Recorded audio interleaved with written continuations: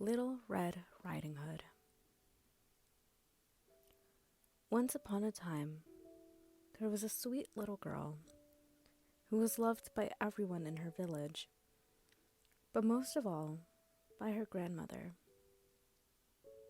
And there was nothing that she would not have given to her grandchild.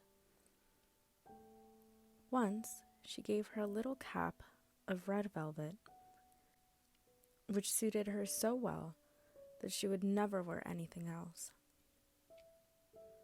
So, she was nicknamed Little Red Riding Hood. One day, her mother said to her, "Come, Little Red Riding Hood. Here is a piece of cake and a bottle of juice. Take them to your grandmother. She is ill and weak, and they will do her good. Set out before it gets dark, and when you are going, walk nicely and quietly, and do not run off the path, or you may fall and break the bottle, and then your grandmother will get nothing. And when you go into her room, don't forget to say, 'Good afternoon,' and don't peep into every corner before you do it." "I will take great care," said Little Red Riding Hood to her mother, and gave her hand on it. The grandmother lived out in the wood, half a mile from the village. And just as Little Red Riding Hood entered the wood, a wolf met her. Little Red Riding Hood did not know what a wicked creature he was, and was not at all afraid of him. "Good day, Little Red Riding Hood," said the wolf. "Thank you kindly, wolf." "Whither away so early, Little Red Riding Hood?" "To my grandmother's," replied Little Red. "What have you got in your basket?" "Cake and juice. Yesterday was baking day, so my poor sick grandmother is to have something good to make her stronger," replied Little Red. "Where does your grandmother live, Little Red Riding Hood?" "A good quarter of a mile farther on in the woods. Her house stands under the large oak trees. The nut trees are just below. You surely must know it," she said.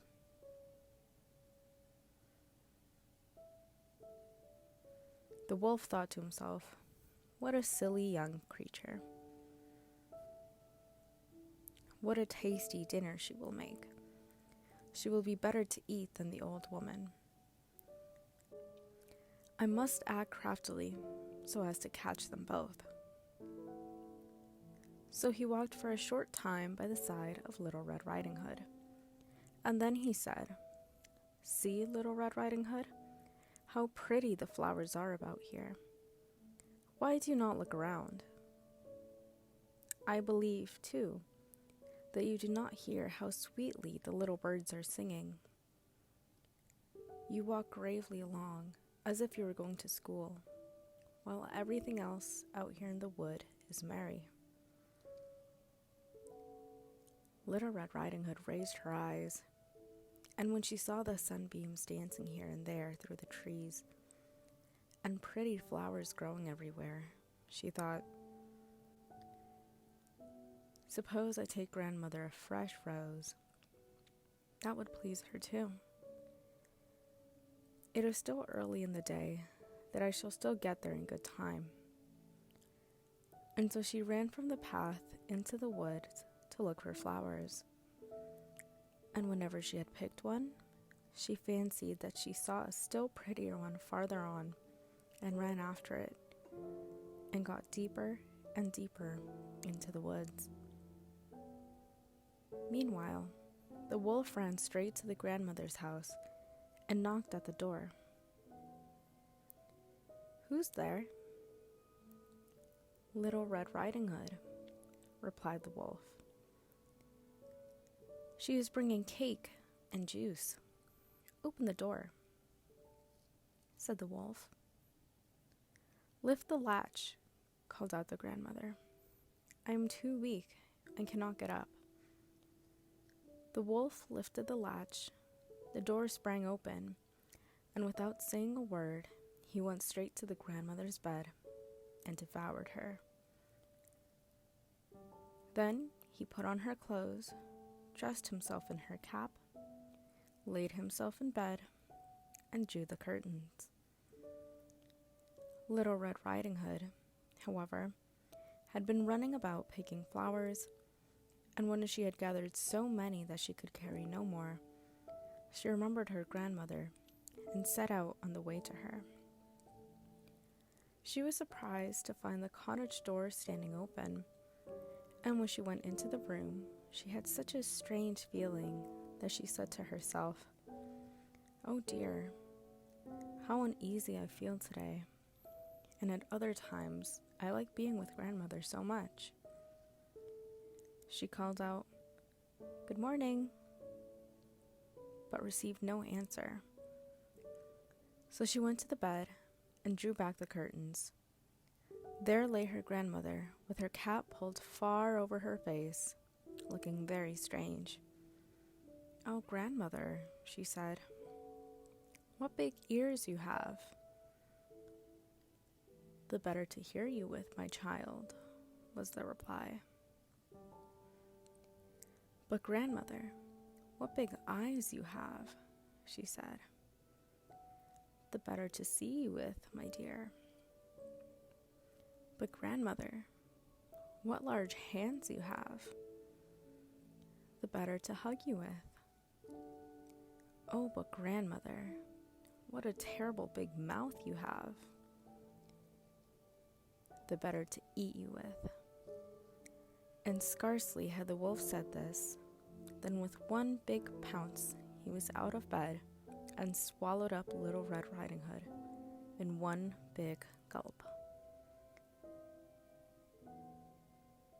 When the wolf had appeased his appetite, he lay down again in the bed, fell asleep, and began to snore very loud. A huntsman was just passing the house and thought to himself, "How the old woman is snoring. I must see if she's okay." So he went into the room, and when he came to the bed, he saw that the wolf was lying in it. "How I found you here, you old sinner," he said. "I've been searching for you for very long." Then, just as he was going to fire at him, it occurred to him that the wolf might have devoured the grandmother, and that she might still be saved. So he did not fire, but he took a pair of scissors and began to snip, snip, snip, and opened the sleeping wolf.